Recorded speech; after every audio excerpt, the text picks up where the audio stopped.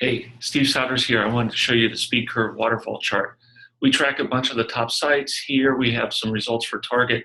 I noticed they made a great performance optimization and wanted to share that with you and use it to highlight the SpeedCurve waterfall chart. We just added this new feature that Mark's going to blog about tomorrow where we're tracking the CPU time up until start render and fully loaded. And I noticed here that Target cut almost 2 seconds off their layout time. And I was curious about how they did that. And that took me to the SpeedCurve waterfall chart. So the way I get there is I click on one of the results here and I say view test.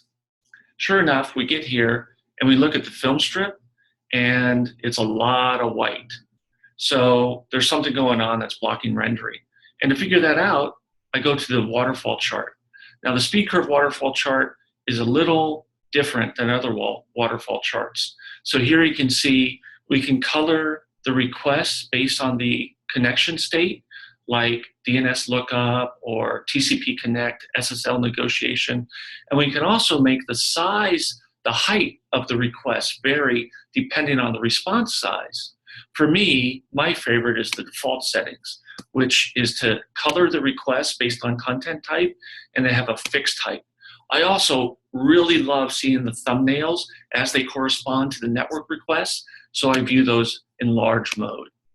So now with the waterfall chart the way I like, we can see that we have the typical colors for the content type.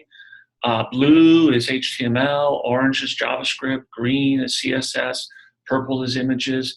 But we do something I think no one else does, where we add this extra hash pattern for the critical blocking resources. These are the resources that if they're loaded in blocking mode, it's going to stop rendering in the page.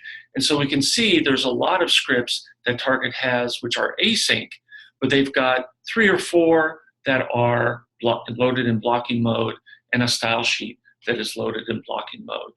So these are definitely going to have an impact on rendering.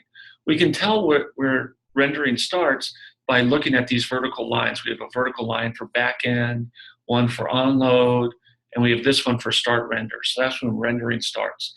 And as I move my mouse back and forth in time, the screenshot at the bottom changes. It shows the state of the screen, the state of what the user is seeing at that point in time. And so everything to the left of start render, the screen is just blank white. I hit start render, and now we've got content render. But if we look, we have to look really, really close, and we see that all it is a spinner. And it's not until about 4 seconds later, if I keep moving to the right, moving forward in time, finally around 9.1 seconds, we start seeing some real content appear on the page.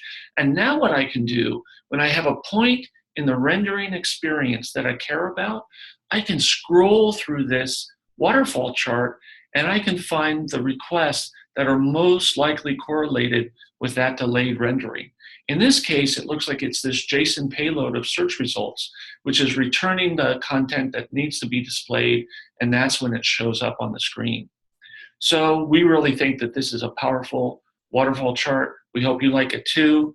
If you haven't used SpeedCurve before, you can try it out, get a free trial, and let us know what you think. All right, thanks.